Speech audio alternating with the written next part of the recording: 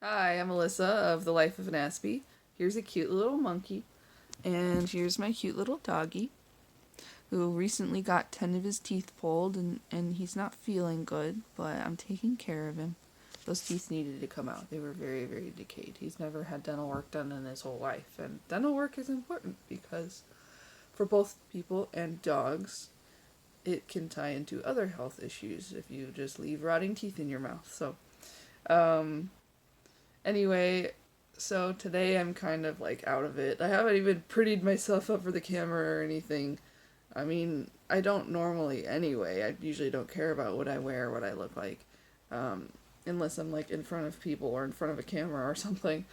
But like lately, I feel like I've been under so much ridiculous stress that basically I don't know.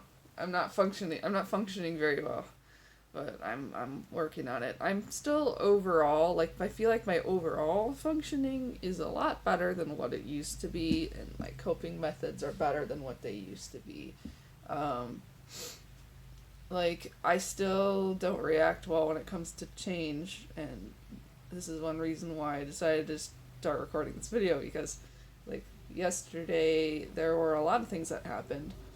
Sometimes the changes are my fault. Sometimes the changes are just other things happening around me or other people making decisions and like um, so because I'm moving out of state very soon. There's a lot going on.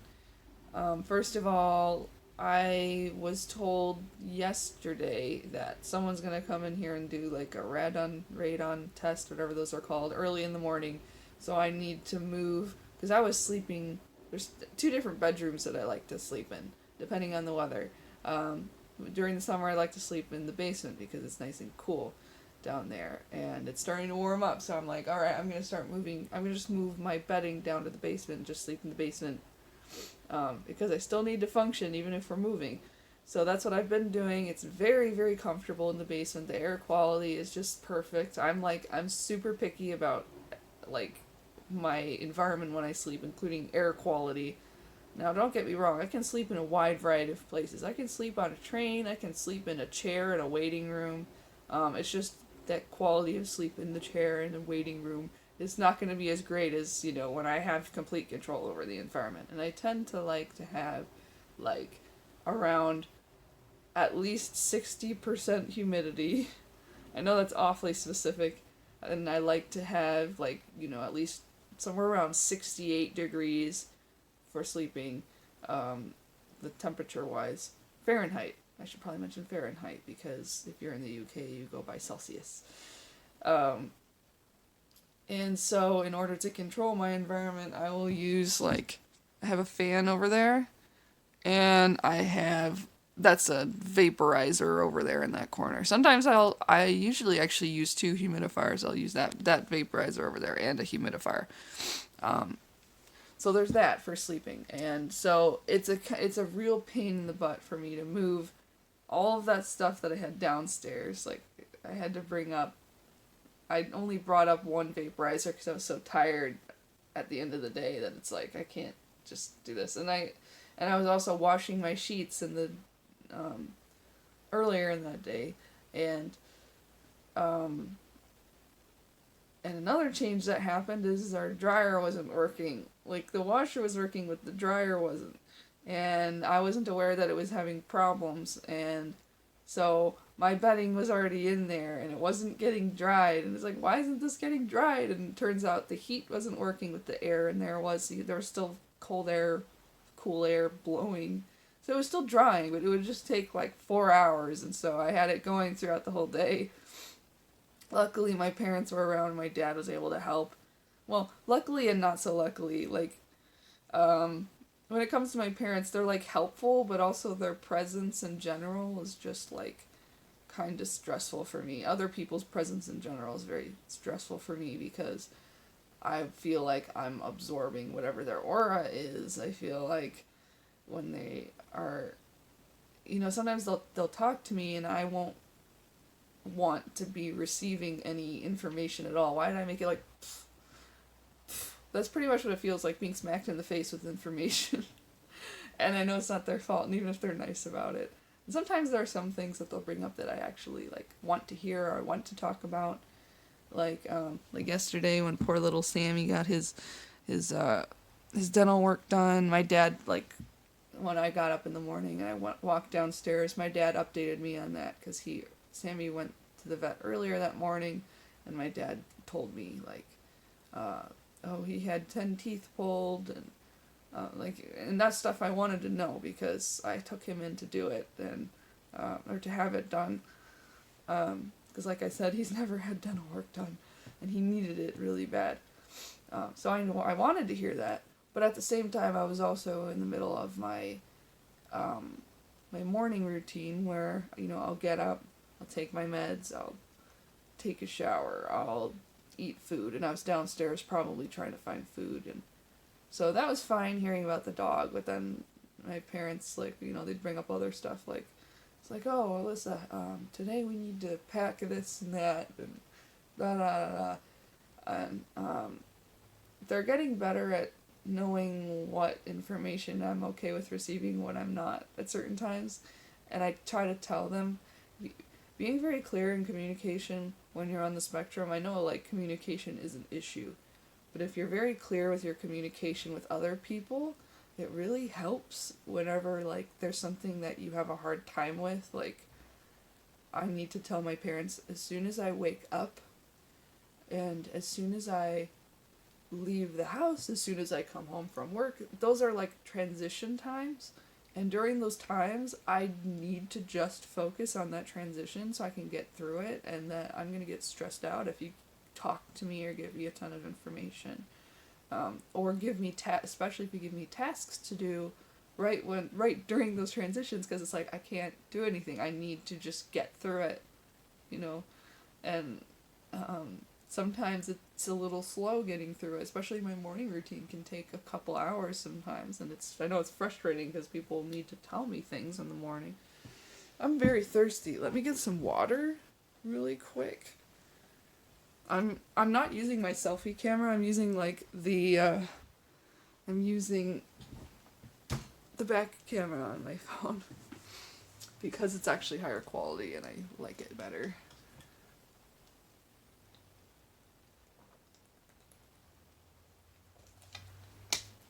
So, amidst all those changes, I got really stressed out, and my bedding was done, thankfully. It was done drying in the dryer, so I brought it upstairs, and I'm like, okay, and I usually think ahead of time when there's big changes. I thought, oh, well, I should start my evening routine before I go to bed, like, a little bit early, because I don't have my bed set up, and that'll take a while. So I started cleaning off my bed. My bed had so much stuff on it because I was using it as, like, a table for, like, packing things.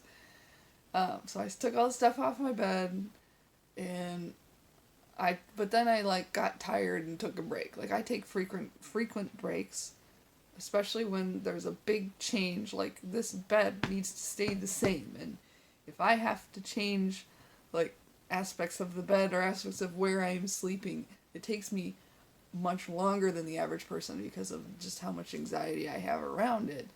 And, like, it's like I need to make sure I'm doing it right, because if I don't do it right, I won't sleep well in the bed, and it's, like, a lot of pressure, a lot of brain power. So took a break for, like, several hours, watched YouTube videos, and then, went back to it. And I'm like, okay, this time I'm going to go downstairs and I'm going to bring up my vaporizer. So I brought up my vaporizer. And I emptied it out. I filled it up. I made sure it was all ready to go. And I'm like, okay, well, in case my parents are downstairs, I'm going to, in the morning, I'm going to bring up everything I need for breakfast. So I brought everything I need up. Thankfully, I have this set up now that I desperately needed. I have a little mini fridge over there and a microwave. And then I have a little teapot and a hot plate, which I put on top of the toaster. Nothing's plugged in, don't worry. But I brought up the toaster even because I figure, I can make eggs and toast and, well, avocado toast because I'm so fancy that way, I guess.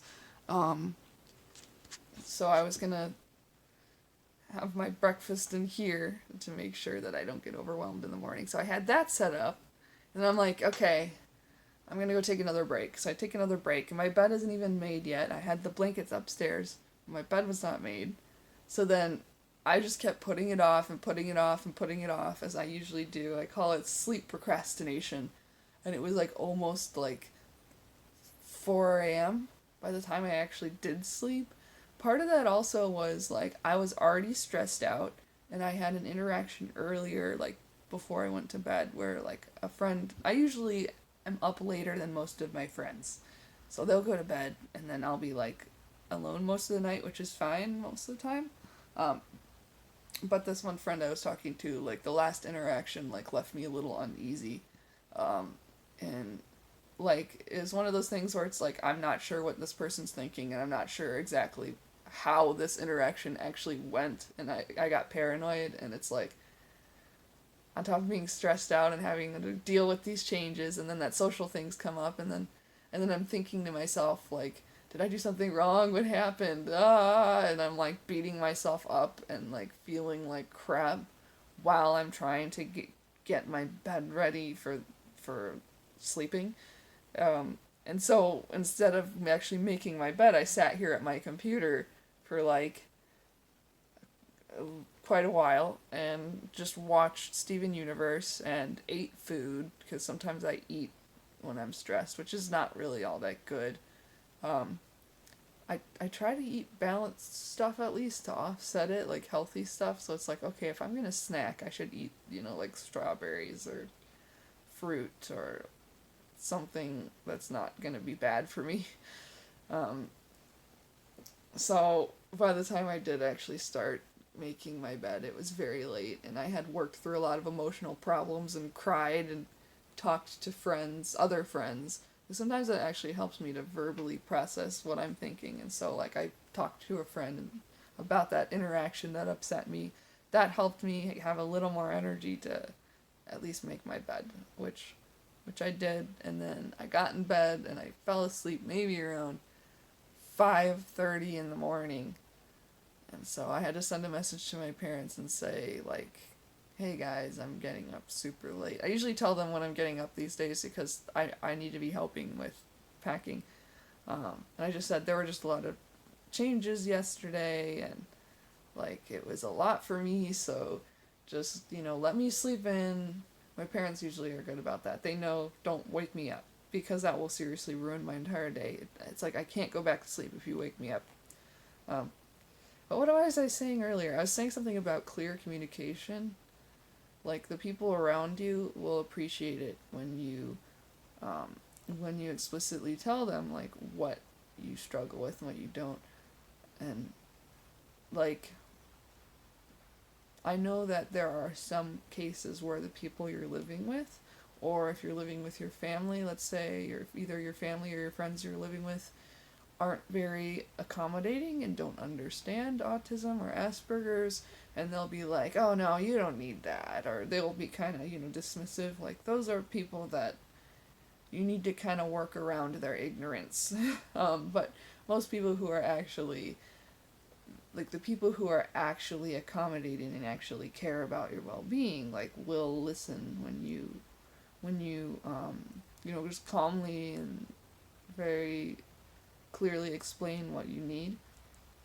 And I say calmly because you can't just, I know it's hard sometimes, like, to not get upset if someone, like, misses something important about you, or, like, let's say you have a need to just sleep and not be woken up in the middle of that, because if you're like me, let's say, if you get woken up in the middle of your sleep, you wake up feeling like crap, and then you feel like crap the whole day, and that's going to affect how you perform at work and things like that. That's a problem.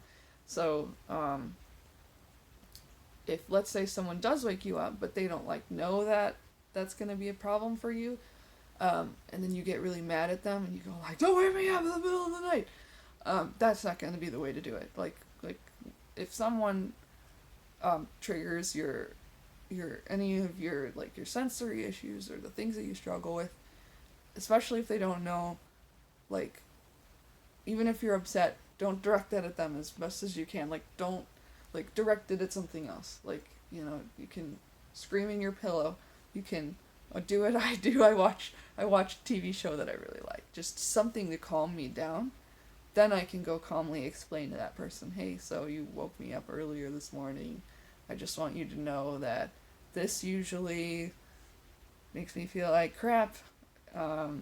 And I can't function, so if you could, like, just let me sleep, just be confident in the fact that my alarm will wake me up, I would really appreciate that.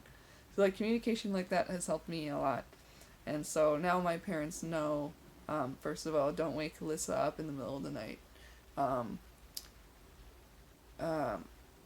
Ask if she's open to having conversations or, like, doing tasks and things. Because sometimes when I'm walking downstairs to get something, I just want to go get whatever that is that I'm grabbing. I don't want to talk to anyone. Every other bit of information feels unwelcome and anxiety inducing. So that was a long one. A couple other things, like, if Alyssa's hungry, she's going to be grumpy. So if she hasn't eaten and you want to help her function, offer her food. Just stuff like that. Like, and people around you, I don't think they're, like, obligated to, you know, do it. They're not, I don't feel like my parents feel obligated to do everything for me or anything like that. I just feel like there are things that would make our interactions and, like, a lot better, and my well-being a lot better. And when my well-being is better, I can interact with them better, and I'm not going to have meltdowns and, like, throw things in their house. That sounds terrible. Almost, to me, it almost sounds like, oh, it's like there's this dangerous creature living with you, and you must make sure the creature is always happy, or else they will destroy everything. That's not how I function. I'm not, like, violent or anything. I have, like, thrown something before a couple times and, like, or, like, freaked out my parents a little bit, but, like, other than that, I think, because they understand now why I react at certain things. It's almost like, some of those to me are almost like PTSD triggers. It's like I can't always control them. So the best thing we can do is prevent them from building up. So anyway, that's all I wanted to say just about changes and dealing with them and communicating with people. And here's a dog. Sammy says goodbye. Bye-bye.